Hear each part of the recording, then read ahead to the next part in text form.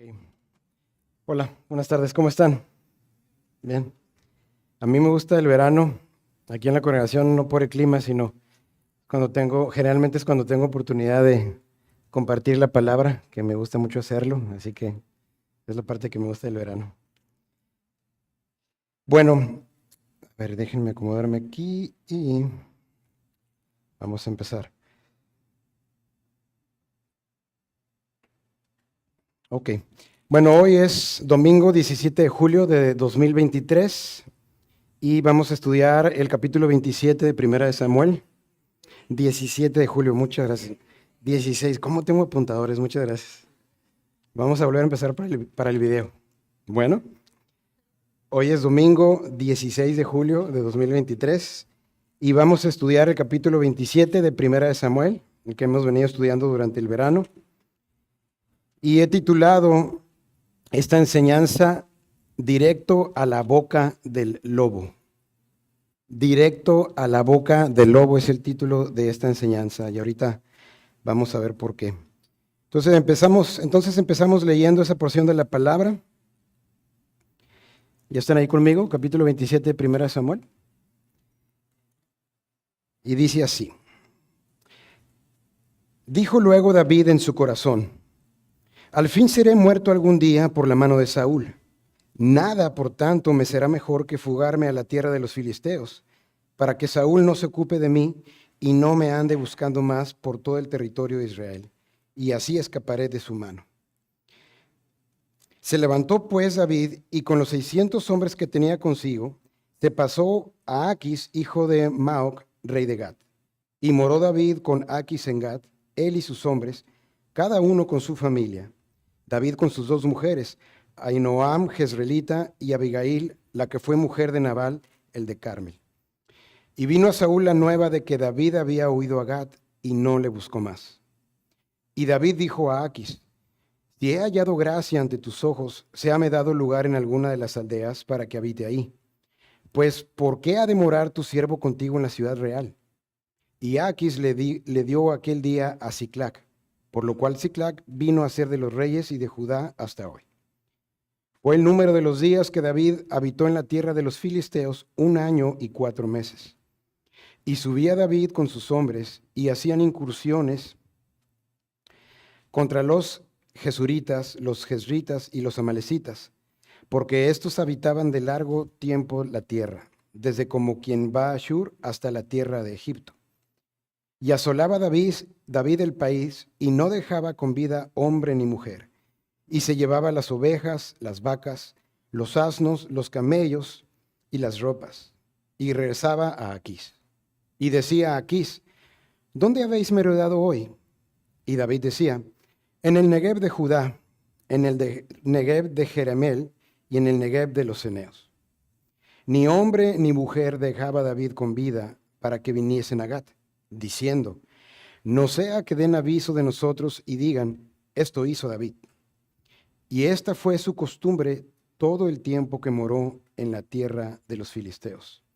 Y Aquis creía a David y decía, él se ha hecho abominable a su pueblo de Israel y será siempre mi siervo. Leemos también los primeros versículos del capítulo 28.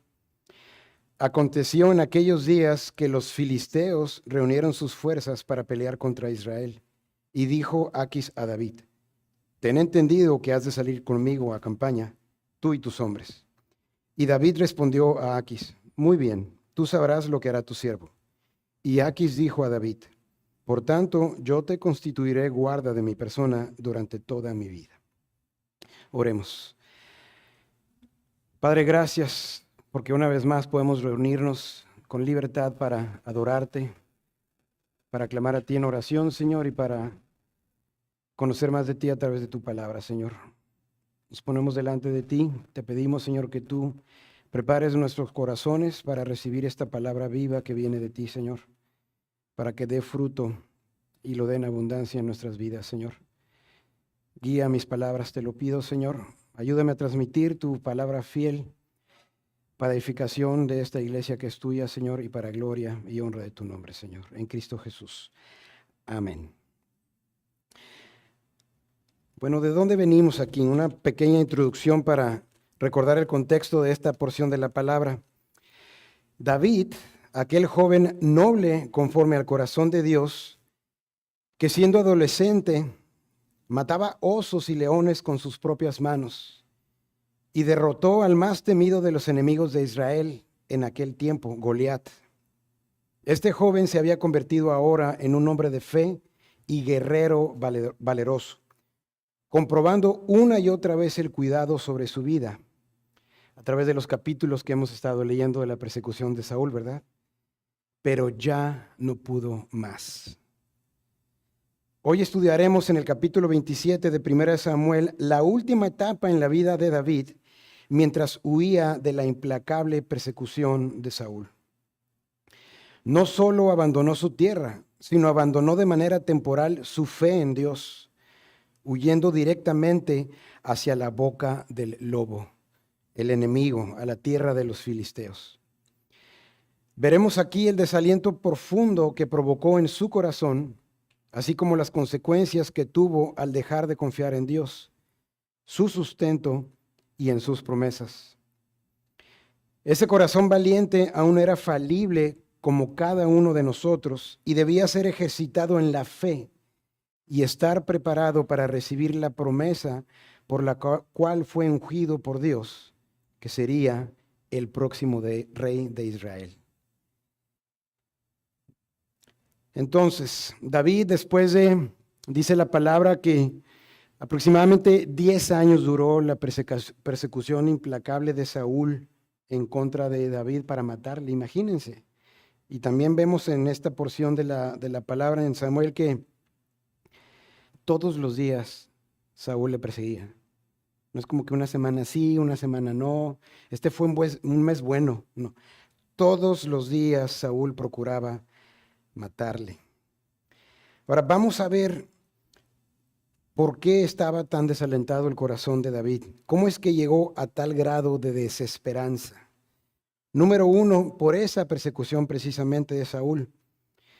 Saúl, actual rey de Israel, habiendo desobedecido a Dios repetidas veces, nunca habiendo abrazado el privilegio y propósito de ser rey del pueblo de Dios y minimizando sus mandamientos, había caído en una clara y constante espiral descendente en su vida espiritual y Dios le había ya desechado. Estaba obrando completamente en sus fuerzas, en su prudencia, en su necedad. Por el contrario, veía a David que iba creciendo en sabiduría, iba creciendo en fama, y aún le temía, dice la palabra, le temía porque veía cómo se conducía con prudencia. Y pues bueno, lleno de envidia, de celos, y no queriendo que su reino y su descendencia se perdieran, Saúl se propuso en su corazón matar a David y no descansó un solo día en ese propósito. Claro está que esto trajo un desaliento tremendo en la vida de David. Era constantemente acechado y veíamos en capítulos previos, él quería dar claridad sobre su inocencia. No había razón por la cual Saúl quisiera perseguirle, mucho menos matarle. Y hemos visto cómo incluso David tomó riesgos de vida en ese afán para que Saúl ya no le persiguiera. Y cuando parecía que por fin Saúl había entendido, hemos visto, ¿no?, al menos 2 ocasiones, que David se acerca a Saúl con la tentación de matarle, pero en su convicción de no tocar al ungido de Dios, desiste de ello, ¿verdad? Pero le hace ver a Saúl que le perdonó la vida. Y en esas 2 ocasiones Saúl, pues, se muestra incluso sorprendido, conmovido, pero aún Saúl le dice: tú no eres como yo, verdaderamente tú eres diferente a mí y tú vas a ser el próximo rey de Israel. Le agradece, ¿no? Bendito seas. Hasta le ruega, ¿no? Pero cuando tú seas rey, promete que no me destruirás a mí y a mi descendencia. Entonces, cuando parecía que Saúl finalmente había ya entendido y desistido de perseguirle para matarle, no pasaba día y otra vez le daban aviso y nuevamente estaba detrás de su cabeza. Imagínense esto, un proceso de aproximadamente 10 años. Obviamente esto trajo cansancio a David. Estaba totalmente abrumado. Ahora, por si fuera poco, David tenía una gran responsabilidad. Nada más y nada menos que tener la responsabilidad de cuidar y sustentar a 600 hombres y sus familias. David no huyó solo, sino con muchos otros, personas afligidas, perseguidas por el reino, que quizá, y claro, muchos hombres de guerra habían peleado con él. 600 hombres y sus familias. Trata de visualizar eso. 600 hombres y sus familias. Hombres, mujeres, seguramente ancianos, niños, en el desierto. Tratemos de imaginar la carga que tenía ya en ese momento David. La responsabilidad de dirigir, liderar y sostener a tanta gente. Necesitaba darles refugio, sustento, comida, vestido, y en un ambiente hostil en el desierto de Judá, porque mucho de ese tiempo, recordemos, ellos no estuvieron obviamente establecidos en ninguna ciudad, estuvieron vagando en el desierto de Judá. Todo esto cobró una tarifa muy alta en David y finalmente desfalleció. Ya no podía más. Y en ese contexto es en que veremos el capítulo 27. Ahora, atención, es muy importante que todos estos detalles los veamos con la perspectiva adecuada. No es solamente con la intención o el contexto de las circunstancias de David, sino traer a nuestra atención que toda la narrativa de la primera carta de Samuel que hemos estudiado no es una cosa de blanco y negro. No se limita nada más a una cuestión de el bueno contra el malo, o más bien el malo contra el bueno, ¿no? Porque luego es fácil que pensemos en David como David, el hombre de Dios, el que tenía un corazón conforme a Dios, ¿verdad? Y recordamos sus salmos y todas sus proezas y su reinado. Y viendo esta travesía en el desierto, estos 10 años que Saúl le persiguió, pues hay una tendencia en que digamos, pobrecito David, cómo sufrió, le perseguían, tan joven, desde chico. David no todo lo hacía bien. Hemos visto y estudiado cómo una y otra vez él dudó de su fe en el Señor, ¿verdad? Una vez y otra vez él tomó decisiones sin consultar a Dios. Toda esta narrativa de persecución de Saúl a David nos muestra la realidad de la vida cristiana, que es una lucha constante entre los impulsos y deseos de nuestro corazón para conducirnos conforme a nuestra propia voluntad, en lugar de someternos en fe a la voluntad de Dios y creer en su palabra. Aún en medio de las circunstancias más adversas que podamos estar viviendo, debemos buscar permanecer firmes en las promesas de nuestro Dios. Y les pido que toda esta narrativa que vamos a ver el día de hoy en el capítulo 27 la veamos en ese contexto. Vamos a hablar de 5 consecuencias entonces, 5 consecuencias que vemos en este capítulo cuando flaqueamos o dudamos de nuestra fe en nuestro Señor. Número 1, caemos en un estado de autoengaño del corazón. Veamos el versículo 1 de ese capítulo 27. Leemos otra vez, dice, dijo luego David, ¿en dónde dijo David? En su corazón, al fin seré muerto algún día por la mano de Saúl. Nada, por tanto, me será mejor que fugarme a la tierra de los filisteos para que Saúl no se ocupe de mí y no me ande buscando más por todo el territorio de Israel, y así escaparé de su mano. David sucumbe a lo que en su corazón engañoso le dice. ¿Qué le dice ahí? Nada me será mejor que fugarme.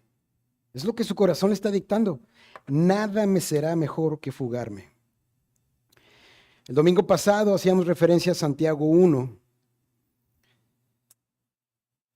al gozo de las pruebas, ¿verdad? Y veíamos cómo esperaríamos que a estas alturas David ya estuviese más firme después de haber vivido tantas cosas y una y otra vez haber visto la providencia de Dios, su mano extendida para librarle de tales situaciones, que tantas pruebas hubieran rendido ya un fruto. Veíamos también que David tenía muy claro que no atentaría contra la vida del rey ungido de Dios y todavía en funciones, Saúl. Pero la pregunta es, ¿tenía claro David que Dios lo libraría de sus enemigos una y otra vez? ¿O confiaba más en su propia capacidad de protegerse a sí mismo? Tal parece que la tentación era algo más profundo que el hecho de adelantar la muerte de Saúl con su propia mano, habiendo tenido ocasión para hacerlo, sino que cuando se trataba de su seguridad, David no confiaba en nada ni en nadie más que en él mismo, y tal pareciera que ni siquiera confiaba en la protección de Dios. Y evidentemente este era el mayor problema en el corazón de David en esta larga etapa de su vida, no solo en el capítulo 27, sino durante el tiempo que fue perseguido por Saúl y su ejército. Vamos por favor al libro de los Salmos. Vamos al Salmo 59 para que veamos una referencia del tipo de aflicciones que sufría David estando en esta etapa de su vida. Hay muchos salmos de los que se tiene referencia que David escribió durante esta etapa de su vida, el Salmo 11, el Salmo 63, pero vamos a ver como una fotografía del Salmo 59. Salmo 59. Aquí en mi Biblia el subtítulo de este capítulo dice, oración pidiendo ser librado de los enemigos. Dice así, líbrame de mis enemigos, oh Dios mío. Ponme a salvo de los que se levantan contra mí. Líbrame de los que cometen iniquidad y sálvame de hombres sanguinarios. Porque he aquí están acechando mi vida. Se han juntado contra mí poderosos. No por falta mía ni pecado mío, oh Jehová. Sin delito mío corren y se aperciben. Despierta para venir a mi encuentro y mira. Y tú, Jehová, Dios de los ejércitos, Dios de Israel, despierta para castigar a todas las naciones. No tengas misericordia de todos los que se rebelan con iniquidad. Volverán a la tarde, ladrarán como perros y rodearán la ciudad. He aquí, proferirán con su boca. Espadas hay en sus labios, porque dicen, ¿quién oye? Versículo 8, mas tú, Jehová, te reirás de ellos, te burlarás de todas las naciones. A causa del poder del enemigo esperaré en ti, porque Dios es mi defensa. El Dios de mi misericordia irá delante de mí. Dios hará que vea en mis enemigos mi deseo. Más adelante en el versículo 16 y 17, pero yo cantaré de tu poder y alabaré de mañana tu misericordia, porque has sido mi amparo y refugio en el día de mi angustia.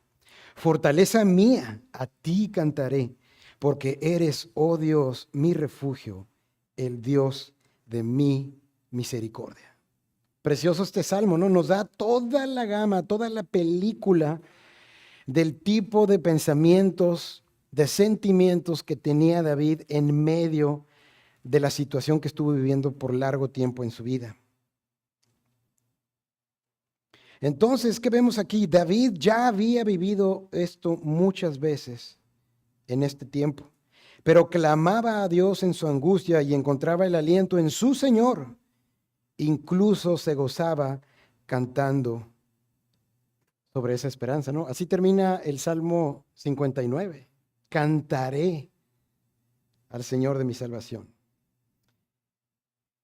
En un momento de desesperanza y desaliento total, David, cuando ve que sus propios recursos y estrategias no rinden el fruto que esperaba, entonces decide irse de Israel, porque, como dice el versículo 1, nada le sería mejor que fugarse para que Saúl no le matara. Olvidando una vez más que Dios es más poderoso que cualquier rey y su ejército, y más poderoso que el diablo y sus artimañas en contra de los hijos de Dios. El pastor Jorge, nuestro pastor Jorge, el domingo pasado nos decía en el capítulo 26 que a David le preocupaba más dar claridad sobre su inocencia que su propia seguridad. ¿Recuerdan eso? Pero ¿qué vemos ahora? Tal parece que aquí a David le preocupaba más su seguridad que seguirse fortaleciendo en la confianza en su Dios. Y una vez más su fe en Dios flaquea y descansa en su propia prudencia. ¿Por qué decimos esto? Parecía que a David le importaba más dar claridad sobre su inocencia que su seguridad. ¿Cuántas veces se puso en riesgo? Simplemente en capítulo 26 veíamos, ¿no?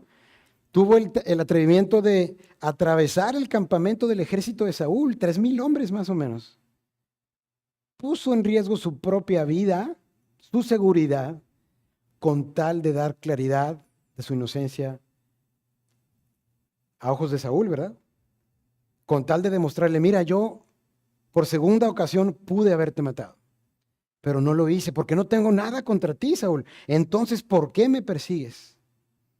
Pero fíjense la diferencia, la otra cara de la moneda. Ahora en el capítulo 27, David está sumamente preocupado por su seguridad. David empieza a concebir la idea de que huir a Filistea quitaría toda la presión de su vida. Pero eso era hacerse tonto solo. Se autoengañó en su corazón. El hecho de que Saúl ya no lo estuviera persiguiendo no significaba que David ya no estuviera en peligro. Y esto nos lleva a la segunda consecuencia de dejar de confiar en nuestro Dios.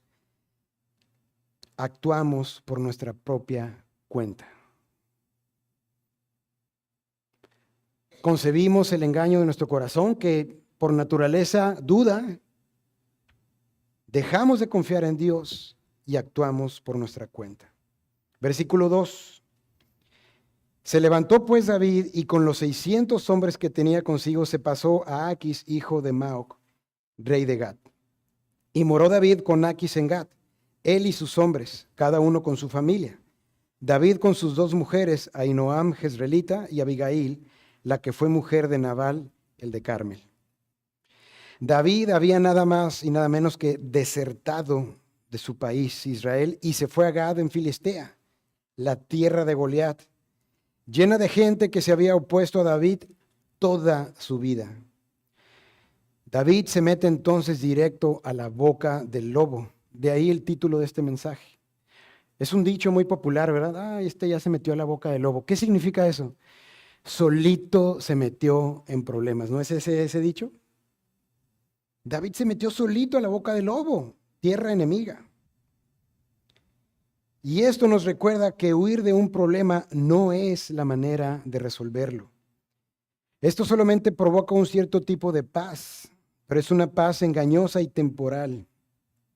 Es una paz que crea un falso sentido de seguridad al evadir la realidad de nuestras circunstancias. Ahora, algunas personas buscan la paz en una botella, en unas pastillas o matando el dolor con drogas. Pero al ver al momento de sobriedad la realidad de las circunstancias y que sigue presente, eventualmente vuelven a ver la realidad de su situación e inevitablemente volverán las mismas presiones angustiosas que abaten el corazón. Pero algunos no. Algunos no han caído, no hemos caído en algo tan extremo, ¿verdad? Pero ¿qué tal cuando buscamos la paz, yendo y viniendo, tratando de forzar las cosas a nuestro propio juicio y a nuestro mejor entender, y afanados en hacer algo que revierta la situación por nuestras propias manos? Independientemente de que sea algo tan extremo como una situación de adicción o una situación de extremo afán, huir de las circunstancias o querer evitarlas a toda costa sin prestar atención al propósito detrás de ello, nos puede llevar a tomar un rumbo sin siquiera haberlo consultado con nuestro Hacedor y sin poner nuestras cargas en Él y sin ser fortalecidos en consecuencia en su presencia y hallar sabiduría en su palabra. Y en el caso de David, esto es lo que pasó. Veíamos en la introducción que ya había vivido esto muchas veces, pero en aquel entonces y a través de todas esas pruebas, él clamaba a Dios en su angustia y encontraba el aliento en su Señor. Leímos el Salmo 59 como solamente un ejemplo de ello. Entonces, ¿por qué cayó David ahora en este desaliento tan profundo, en esta angustia? David, mientras estuvo en comunión con Dios, lograba salir adelante, se fortalecía en Dios, pero ahora ese hombre valiente y arrojado sucumbió ante sus temores, dejó de consultar a Dios, descansar en Él, confiar en su protección divina y actuó en su propia prudencia. ¿Eso es lo único que cambió? ¿Cambiaron las circunstancias? No, cada vez eran peores, pero su Dios era el mismo. Sin embargo, él dejó de refugiarse en Dios. Versículo 4. ¿Qué pasó entonces? Toma la decisión por su propia cuenta. No consulta a Dios, sigue su juicio. Versículo 4. ¿Cuál fue el resultado? Y vino a Saúl la nueva de que David había huido a Gad y no le buscó más. ¿Ya? Bueno, Eduardo, ¿de qué estás hablando? Resultó, David tenía razón. Ya no le buscó más a Saúl. ¿Creen ustedes eso? No, ¿verdad? Todo lo contrario. Ahora David se había convertido en parte del enemigo. Y lo inaudito de esto es que no era la primera vez. David desconfió nuevamente de la protección de Dios. Él ya había huido a Gad antes y otras regiones de la tierra de enemigos de Israel. Vamos juntos al capítulo 21, ahí en 1 Samuel. 1 Samuel, capítulo 21, versículo 10. Fíjense lo que dice ahí. Y levantándose David aquel día, huyó de la presencia de Saúl y se fue a Aquis, rey de Gat. Y los siervos de Aquis le dijeron: ¿no es este David el rey de la tierra? ¿No es este de quien cantaban en las danzas diciendo: hirió Saúl a sus 1000 y David a sus 10,000? Y David puso en su corazón estas palabras y tuvo gran temor de Aquis, rey de Gat. Versículo 1 del capítulo 22 dice: yéndose luego David de ahí, huyó a la cueva de Adulam. Y cuando sus hermanos y toda la casa de su padre lo supieron, vinieron ahí a él. Y se juntaron con él todos los afligidos y todo el que estaba endeudado y todos los que se hallaban en amargura de espíritu. Y fue hecho jefe de ellos y tuvo consigo como 400 hombres. Y se fue David de ahí a Misab de Moab y dijo al rey de Moab: yo te ruego que mi padre y mi madre estén con vosotros hasta que sepa lo que Dios hará de mí. Los trajo pues a la presencia del rey Moab y habitaron con él todo el tiempo que David estuvo en el lugar fuerte. Versículo 5, fíjense qué importante. Pero el profeta Gad dijo a David: no te estés en este lugar fuerte, anda y vete a tu tierra de Judá. Y David se fue y vino al bosque de Aret. Ya había tomado esa decisión David antes. Y precisamente fue ahí, a Gat. Fue a refugiarse en tierra enemiga y precisamente con el mismo rey, Aquis. Dios, una y otra vez, por su providencia, lo estaba guardando de Saúl. Pero no solo de Saúl, sino de él mismo. En una ocasión lo hizo a través de Abigail. ¿Recuerdan eso? Cuando quiso atacar a Nabal, pero ella lo detuvo, ¿verdad? Fue sabia, fue prudente. Dios le estorbó, pero le guardó. También Dios le estorbó y le guardó a través de lo que mencionábamos ahorita, el sueño profundo que puso en aquellos 3,000 hombres del ejército de Saúl cuando David atravesó el campamento junto con Abisai hasta llegar a Saúl. Entonces, David ya había visto la obra sobrenatural de Dios a su favor, una y otra vez. Pero aquí inicia David con una cuesta abajo en la fe que lo llevó a un patrón pecaminoso. Y la raíz de eso era una desesperanza que provoca el dejar de confiar en Dios y empezar a nosotros querer gobernar nuestra propia vida. Nosotros querer tomar cartas en el asunto de lo que acontece en nuestra vida. Ahora, ¿cómo entonces? Yo me hago esta pregunta y te invito a que la hagas también pensando en ti.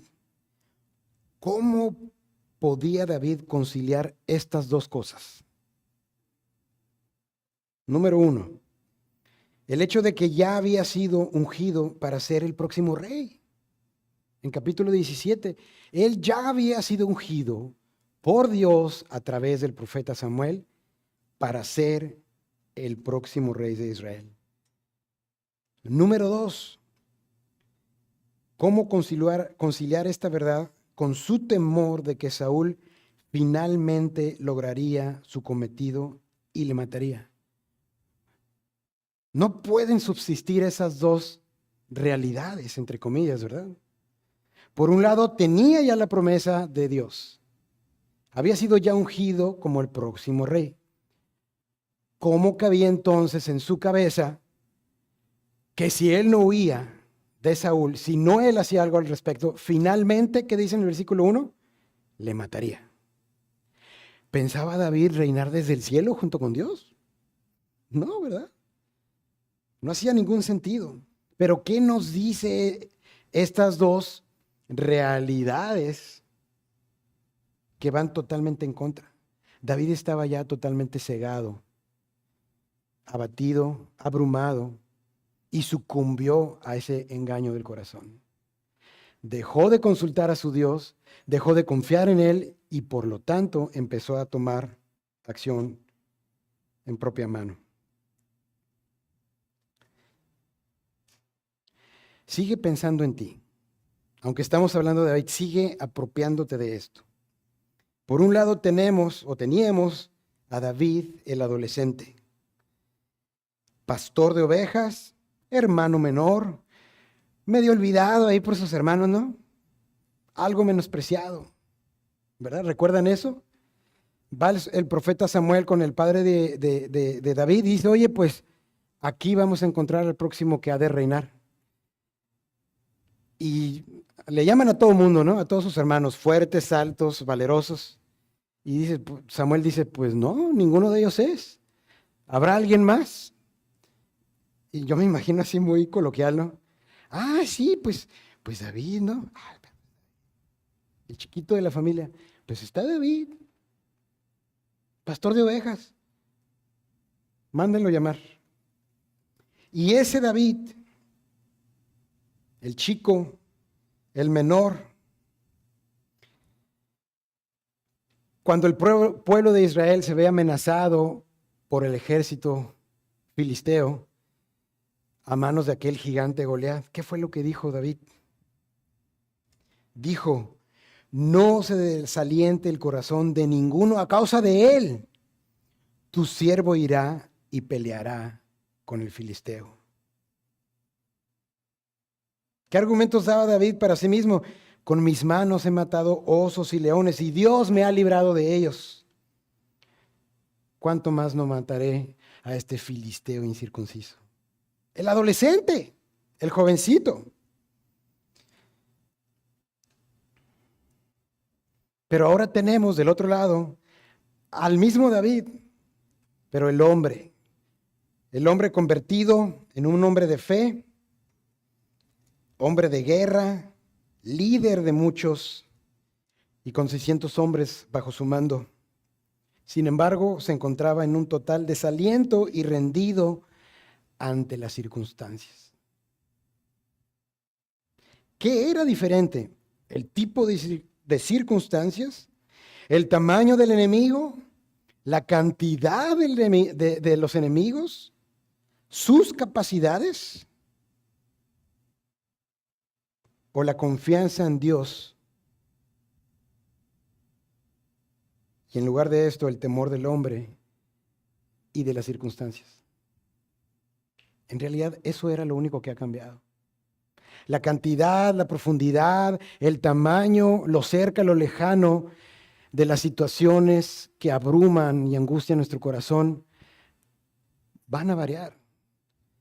Pero no es lo que debe determinar cómo nosotros respondamos ante eso, sino debe ser única y exclusivamente nuestra confianza en nuestro Dios y no nuestro Hacedor.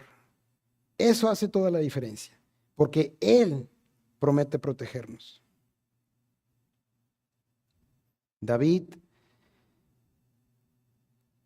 al temerle más al hombre que confiar en su Dios y creer más en las circunstancias inmediatas que en las promesas de su Dios, deshonró a su Dios. David era el ungido de Dios, seleccionado por el Señor para liderar a Israel. Y detrás de esa unción es tremendo lo que vemos. Esa unción por sí misma había confirmado la voluntad de Dios para la vida de David, ¿verdad? Sería el próximo rey. Pero además, Jonathan, el hijo de Saúl, el heredero del trono, estaba con él. ¿Recuerdan eso? Estaba de acuerdo y le apoyaba. Incluso Saúl mismo, ahorita lo mencionábamos, había admitido que David le reemplazaría como el rey de Israel. Pero aún así David creyó la amenaza de Saúl para matarle. Dudó de la promesa confirmada de Dios. ¿Dónde quedó aquel hombre que confiaba en Dios? Vamos al Salmo 27, un salmo más que nos muestra un David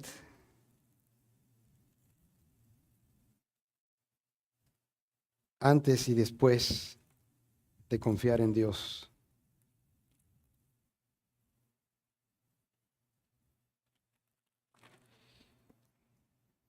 Salmo 27, versículo 1. Jehová es mi luz y mi salvación. ¿De quién temeré? Jehová es la fortaleza de mi vida. ¿De quién he de atemorizarme? Cuando se juntaron contra mí los malignos, mis angustiadores y mis enemigos, para comer mis carnes, ellos tropezaron y cayeron. Aunque un ejército acampe contra mí, no temerá mi corazón. Aunque contra mí se levante guerra, yo estaré confiado. Una cosa he demandado a Jehová, esta buscaré, que esté yo en la casa de Jehová todos los días de mi vida, para contemplar la hermosura de Jehová y para inquirir en su camino. Precioso este salmo. Pero ¿cómo David pudo haber escrito este salmo? Él tenía comunión con Dios, ¿verdad? Le conocía. ¿Tenía enemigos?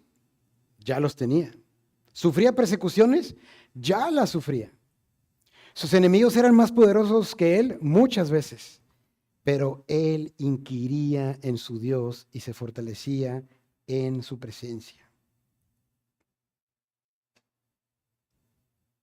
Pero ahora estaba dudando de la palabra de Dios. ¿Qué nos enseña esto, mis hermanos? Si a David, el hombre que escribió este salmo, le pasó, ¿crees que a nosotros podría pasarnos? Por supuesto que sí.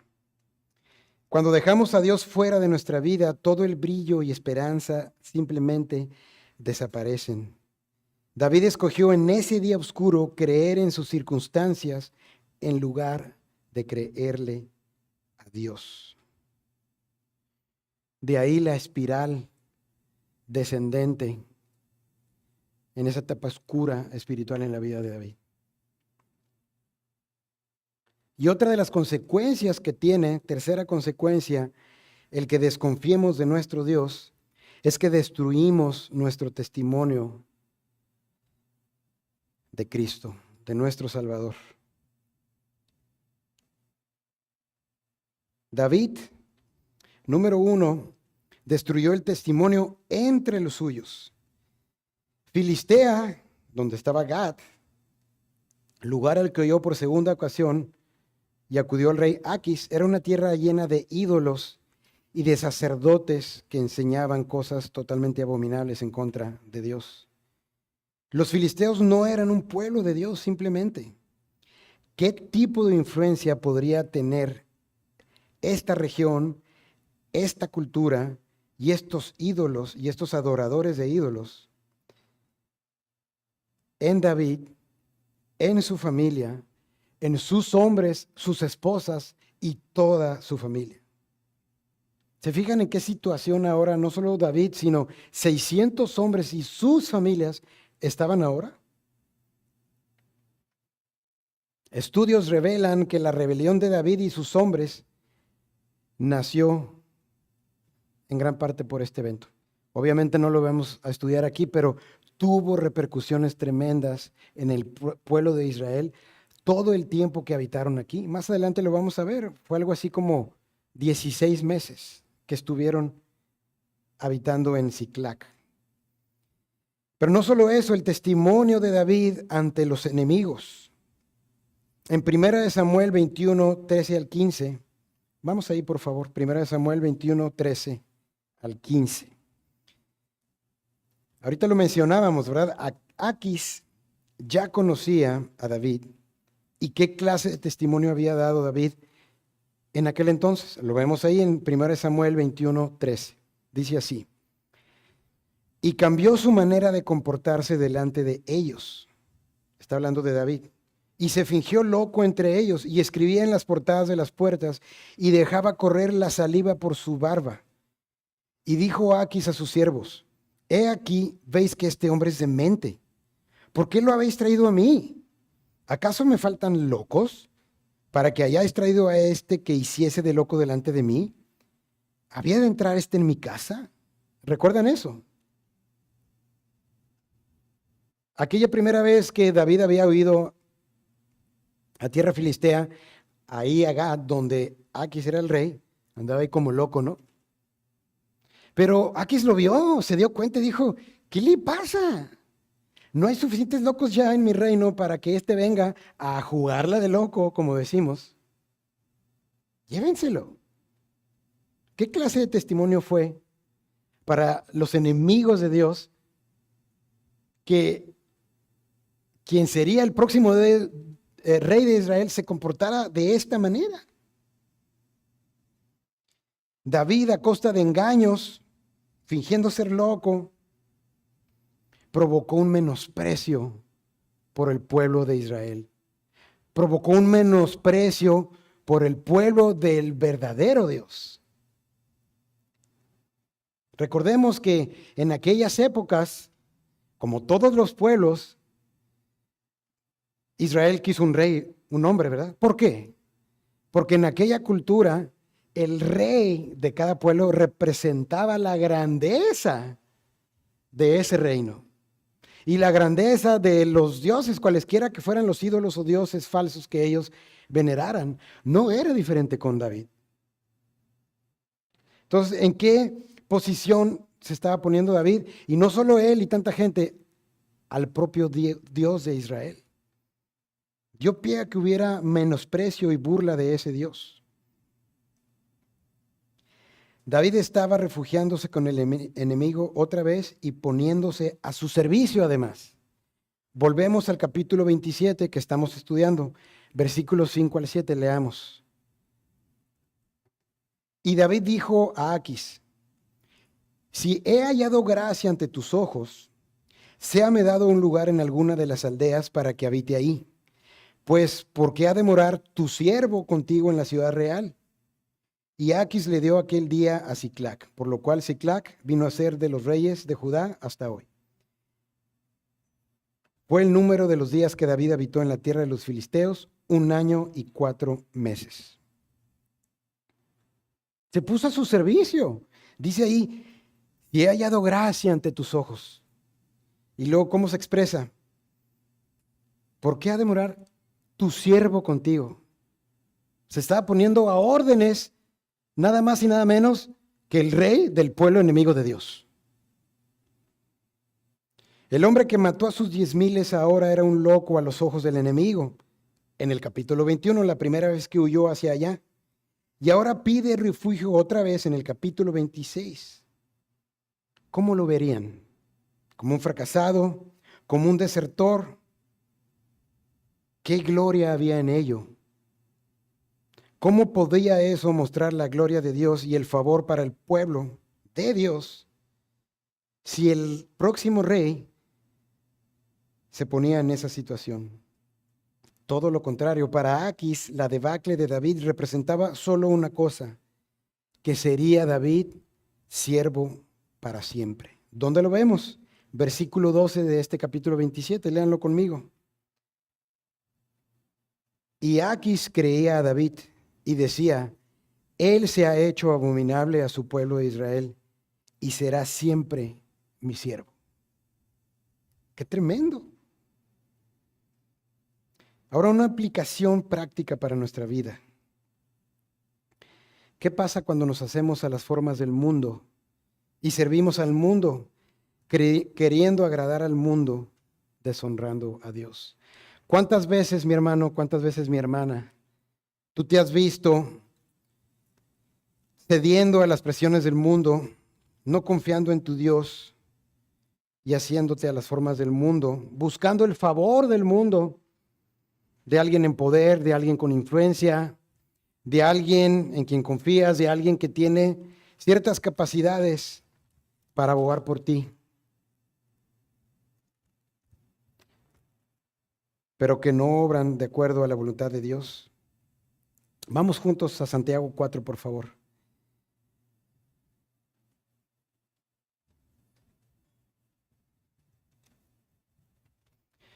Este capítulo 4 de Santiago nos habla de la amistad con el mundo.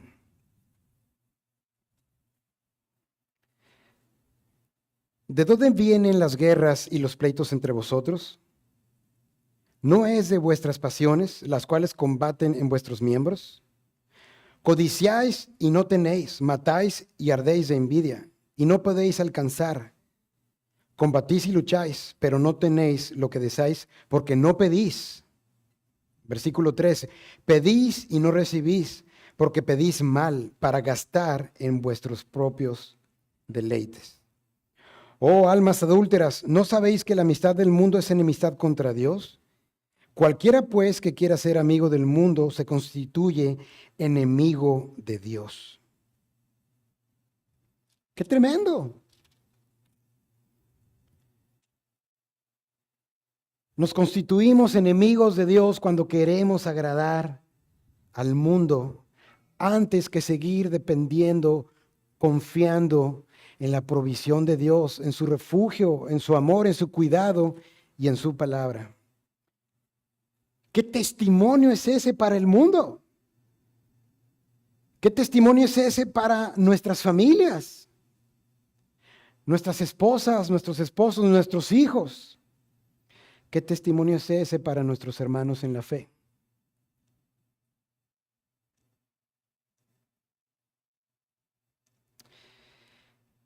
Cuarta consecuencia de dejar de confiar en nuestro Dios.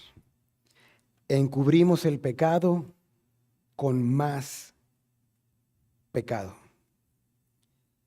Encubrimos el pecado aún con más pecado. Pensemos en todos los problemas que David se provocó a sí mismo.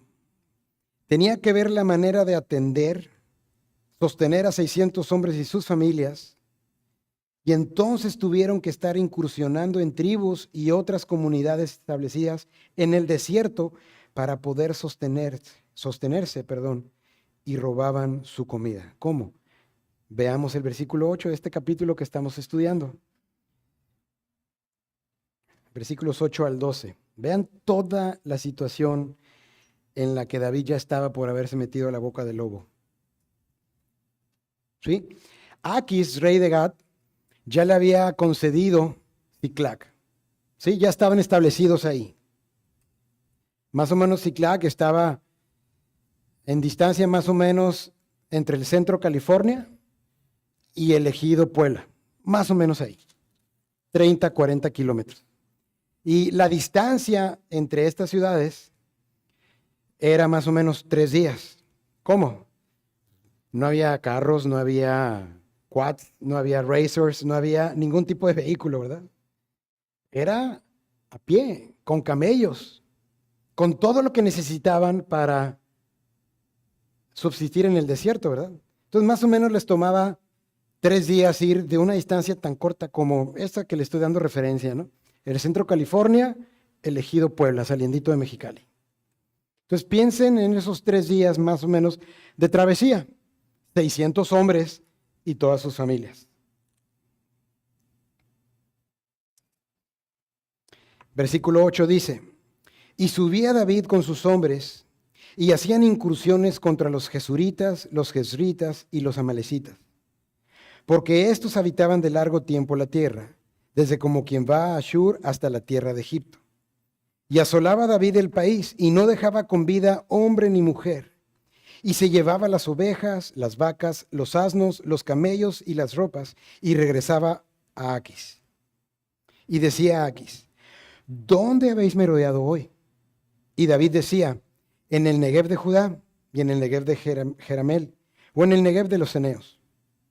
Ni hombre ni mujer dejaba David con vida para que viniesen a Gat, diciendo, no sea que den aviso de nosotros y digan, esto hizo David. Y esta fue su costumbre todo el tiempo que moró en la tierra de los filisteos. ¿Cuánto tiempo moró David ahí? 1 año, 4 meses. Esta fue su costumbre durante 16 meses. El pecado de David, el no consultar a su Dios, el buscar la justicia y el cobijo del mundo y ponerse a sus órdenes, lo llevó a una vida de engaños, de traición y encubrimiento de pecados. La razón por la que mataban a todos era para no dejar testigos de sus crímenes. Versículo 11 leíamos, ni hombre ni mujer dejaba David con vida para que viniesen a Gat, diciendo, no sea que den aviso de nosotros y digan, esto hizo David.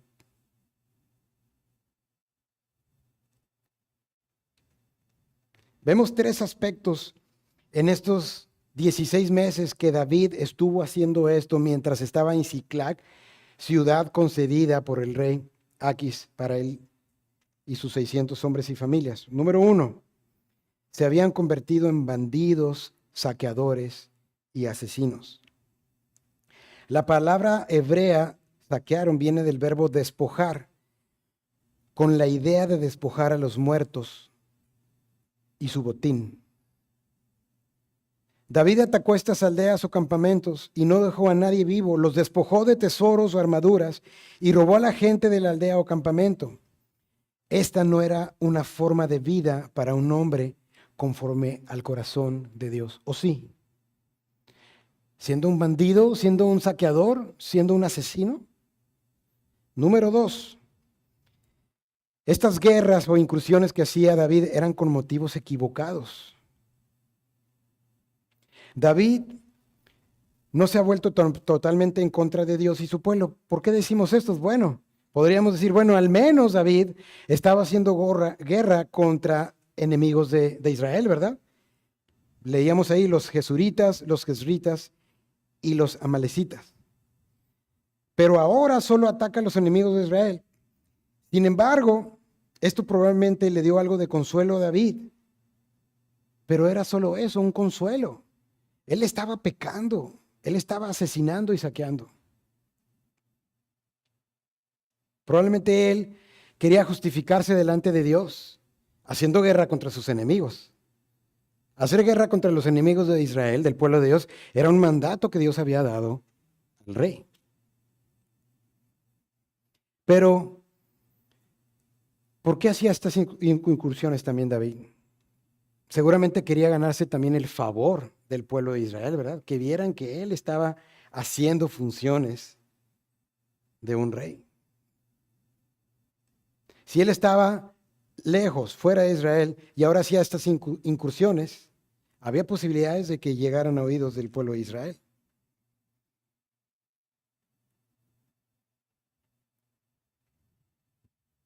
Entonces tenemos a David jugando sus cartas, echando mano de sus habilidades militares, pero de manera ilícita. Tercer aspecto de esto que estuvo haciendo David en esos 16 meses. No dejó con vida a ningún hombre ni ninguna mujer, porque aunque atacó a los enemigos de Israel, él se había convertido en un asesino. Ahora peleaba en guerras por ganancias deshonestas y no por el honor de Dios. El único propósito que tenía que el pueblo de Israel hiciera guerra en contra de los enemigos de Dios era que la gloria de Dios fuera conocida en el mundo. Hacer guerra, hacer guerrilla, este tipo de incursiones ante los jesuritas, jezritas y amalecitas, ¿daba honra a Dios? Por supuesto que no. David aún no estaba en funciones de rey. Estaba ungido como el próximo rey, pero no estaba en funciones de rey.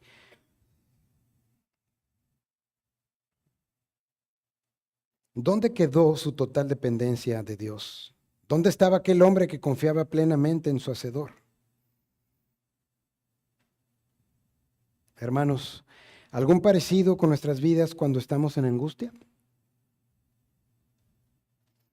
Cuando las cosas no van bien, ¿cómo tomamos cartas en nuestros asuntos, hermanos, cuando las cosas no están bien? Cuando estamos afligidos, cuando estamos angustiados. Esperamos en Dios mientras hacemos lo que nos corresponde, que es consultarle en oración, que es nutrirnos de su palabra, que es buscar su voluntad agradable y perfecta. O como David en esa etapa de su vida, queremos tener ya todo resuelto. Pero resuelto a nuestra manera, con nuestros recursos y habilidades. ¿Nuestra vida en medio de la adversidad da testimonio de nuestra fe en Cristo? ¿O nos refugiamos en el mundo y sus formas? ¿Muestra el Evangelio nuestra vida práctica? ¿La forma en que vivimos? ¿El Evangelio se ve ahí en nuestras decisiones? ¿O somos causa de vituperio del nombre de Dios? Mira, muy cristiano, ¿y lo que anda haciendo? Pues no hace nada distinto a mí, y a veces hasta peor. ¿Hacemos trampa en nuestro trabajo? ¿Nos asociamos con gente que no honra a Dios en su manera de hacer negocios, en su manera de trabajar, en su manera de conducirse? ¿O nosotros mismos hacemos negocios donde ponemos en riesgo a otras personas? Cuando digo negocios, no es meramente negocios que produzcan dinero, no me refiero solo a eso, sino en sí los asuntos de nuestra vida. ¿Cómo los manejamos? Pero particularmente, ¿cómo los manejamos y cómo nos conducimos cuando hemos llegado a ese punto de desesperación, cuando nuestro corazón está desolado? Como David, en esos Salmos 27, 59, clamamos a nuestro Dios, nos gozamos en la angustia, en la prueba, porque sabemos quién es nuestro Dios, reafirmamos lo que sabemos en nuestra mente de las promesas de Dios y su palabra, en oración, escudriñando su palabra, recordando, trayendo a memoria lo que sabemos de nuestro Dios. Por lo tanto, Él trae gozo a nuestras vidas y nos volvemos a levantar. o tomamos cartas en el asunto por nuestras propias manos. Podemos argumentar, es que yo tengo que salir adelante, tengo que darle provisión a mi familia y esto es lo que sé hacer. Ahí sí hablando de negocios para obtener sustento para nuestras familias, ¿no? Para conseguir un trabajo, para conseguir una beca, para conseguir entrar a tu escuela, ahorita que estamos en época de eso, ¿verdad?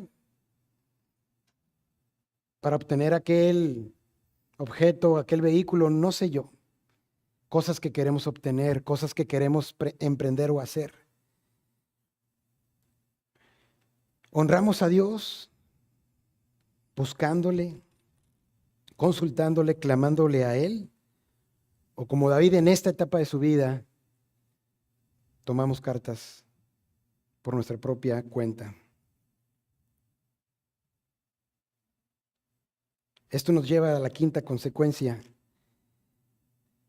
El autoengaño, el dejar de confiar en Dios, el dar mal testimonio de nuestro Dios y el cubrir nuestro pecado con más pecado, eventualmente toma el control de nuestra vida. Puede llegar a tomar el control de nuestra vida. En Santiago 1:12 leemos: Bienaventurado el varón que soporta la tentación, porque cuando haya resistido la prueba, recibirá la corona de vida que Dios ha prometido a los que le aman. Cuando alguno es tentado, no diga que es tentado de parte de Dios, porque Dios no puede ser tentado por el mal, ni Él tienta a nadie, sino que cada uno es tentado cuando su propia concupiscencia es atraído y seducido. Entonces la concupiscencia, después de que ha concebido, da a luz el pecado, y el pecado, siendo consumado, da a luz muerte.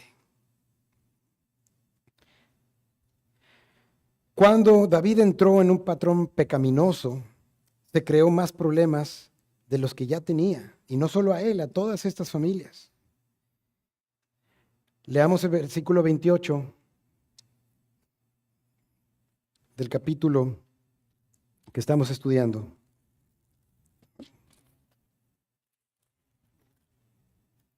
No, perdón, no puede ser porque no tiene ni 28 versículos, ¿verdad? Es el versículo 28, capítulo 28, muchas gracias. Dice, capítulo 28, versículo 1, fíjense lo que dice. Aconteció en aquellos días que los filisteos reunieron sus fuerzas para pelear contra Israel. Y dijo Aquis a David: ten entendido que has de salir conmigo a campaña, tú y tus hombres. Y David respondió a Aquis: muy bien, tú sabrás lo que hará tu siervo. Y Aquis dijo a David: por tanto, yo te construiré guarda de mi persona durante toda mi vida. Vean las implicaciones. La situación, la boca del lobo ya estaba ahí, llevada a una circunstancia totalmente extrema. Ahora el próximo rey de Israel, mismo en la situación de tener que atacar a su propio pueblo. Se puso a sí mismo en la situación de estar atado a los filisteos por el resto de su vida. El rey de Siclag, Aquis así lo dijo, contaba con él ya para siempre. David estaba en una situación insostenible, y por si lo que hemos visto hasta aquí fuera poco, esperen a ver lo que sucedió en Siclag mientras David estaba ahí haciendo guerra, yendo a Gad, metido en estos problemas que él mismo se creó. Ahorita les mencionaba esas distancias, ¿verdad? Días de viaje, 3, 4 días de viaje. Entonces, cada vez que David incursionaba a cualquier zona del desierto, se iba por días. Y más adelante vamos a ver una atrocidad que cometieron los amalecitas contra los que se quedaron en Siclag, gente de David. No lo vamos a ver hoy. No voy a hacer spoiler, como dice, ¿verdad? Léanlo en su casa. Además, pues el predicador del próximo domingo se va a enojar conmigo si le invado parte de su tema, ¿no? Pero aquí vemos las consecuencias que David trajo a sí mismo. Con todo, una vez más, en su infinita misericordia, Dios interviene sobrenaturalmente para que, a pesar del embrollo en el que David se metió, pudiese salir de la situación y se cumpliera la promesa que había dado en su tiempo. Desde el capítulo 21 hasta el capítulo 30, vimos una y otra vez cómo David vivió unas circunstancias dignas de querer tirar la toalla. Y esto, mis hermanos, nos lleva al siguiente punto. Tenemos una promesa segura en Dios.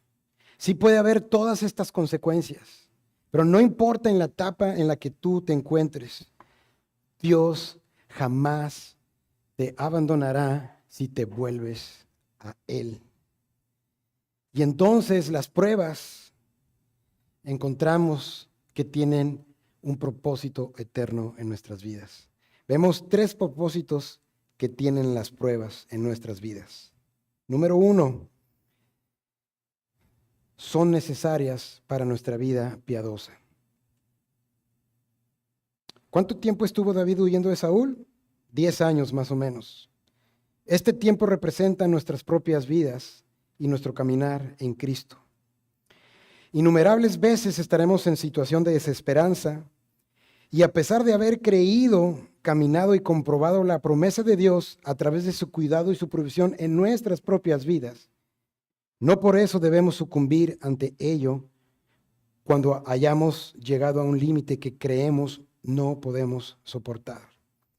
No cometamos entonces el error de David en esta etapa de su vida. Es crítico, porque eso puede determinar si nos mantenemos firmes en la fe o flaqueamos y caemos en una espiral descendente en nuestra firmeza en la fe. El encontrarnos a nosotros mismos en un estado de desaliento tal, bien puede ser señal de que no estamos verdaderamente firmes en la fe en Cristo o que no estamos viviendo bajo el señorío de nuestro Señor. David numerosas veces reconsideró su camino y se volvió a Dios. Algunas veces por discernimiento y temor que Dios le dio en su presencia al consultarle, otras porque Dios mismo le estorbó en medio de su necedad, obrando de manera sobrenatural.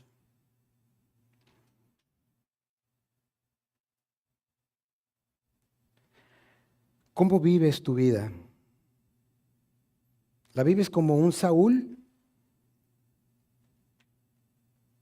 ¿Para ti Dios es solo un adorno, un complemento, alguien que hay que tener presente para no andar tan mal? ¿Alguien que obedecía a Dios parcialmente y en ciertas circunstancias? Si es así, es necesario que te arrepientas, que le busques y te rindas a Él, porque Él es Dios justo, Dios de justo juicio, y no pasará por alto que le desobedezcas y no le reconozcas como tu único Rey y Salvador. Ahora, estás en la fe, pero te encuentras en una situación como la que estuvo David en estos días oscuros en su vida. ¿Estás viviendo situaciones adversas más allá de lo que sientes resistir? Mi hermano, no te rindas, pero sobre todo no te victimices. Hay una gran posibilidad de que tú mismo te hayas metido en tal situación por la forma en que te has conducido, sin depender y descansar en Dios y apoyándote en tu propia prudencia. La razón principal por la que Dios no terminó con el rey Saúl poco después de que se descalificara a sí mismo para ser rey en el capítulo 15 fue porque este nuevo rey David sí iba a ser un rey piadoso y fiel, pero era necesario que aprendiera a confiar en Dios. Era necesaria esa prueba como parte de la vida piadosa, porque Dios lo estaba preparando para ser el próximo rey de Israel. Y eso nos lleva al siguiente propósito de la prueba. Dios nos prepara para que podamos caminar y andar en esos caminos que Él designó para nuestra vida.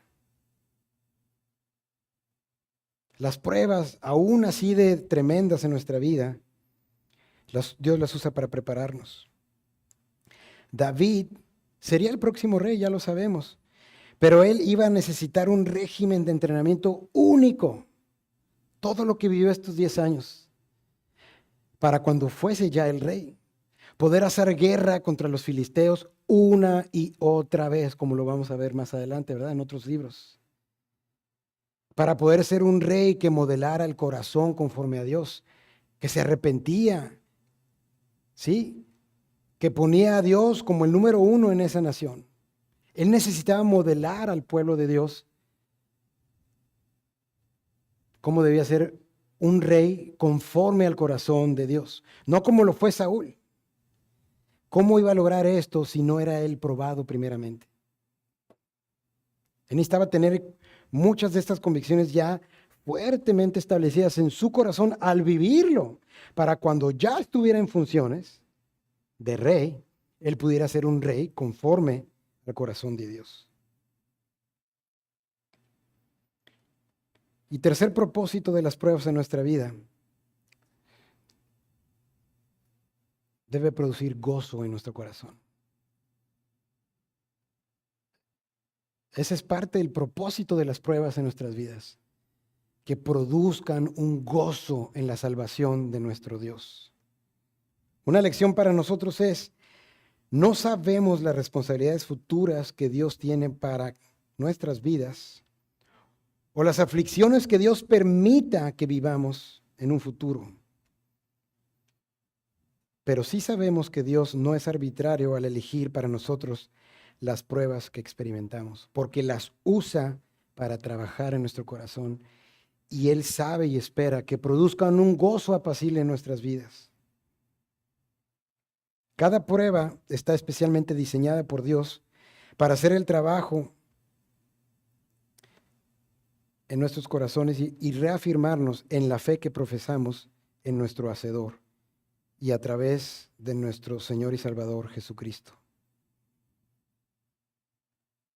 Y al pasar esas pruebas, poder caminar por los senderos, por los caminos que Dios preparó de antemano que viviésemos, para gloria y honra de su nombre. Y esto debe ser muy alentador para nosotros. En medio de estas pruebas dolorosas, nos recuerda que Dios no lo está haciendo en vano. Santiago 12:11 dice así: es verdad que ninguna disciplina al presente parece ser causa de gozo, sino de tristeza, pero después da fruto apacible de justicia a los que en ella han sido ejercitados. Fíjate lo que dice aquí. Pero después de esa prueba, que no nos gusta, da fruto apacible de justicia. ¿A quiénes? A los hijos de Dios, que siempre nos va bien, que tenemos promesas de que nunca vamos a vivir un problema. No. Da fruto apacible de justicia a los que en ella han sido ejercitados. Por eso debe ser causa de gozo en nuestras vidas las pruebas que Dios permite que vivamos. No importa el tamaño, no importa la cantidad, no importa la profundidad, la altura, la constancia, el tiempo. Va a producir un fruto apacible en nuestras vidas, pero necesitamos pasar por ellas. ¿Cómo las vamos a pasar, mis hermanos? ¿Como David en esta última etapa? ¿O como David todas aquellas veces en que escribió esos salmos? La forma en que pasemos esas pruebas dará gloria, dará honra a nuestro Dios. ¿Su nombre será exaltado por ello? ¿O daremos un mal testimonio? Vamos a Hebreos 12:12, por favor, y con esto terminamos. Hebreos capítulo 12, versículo 12.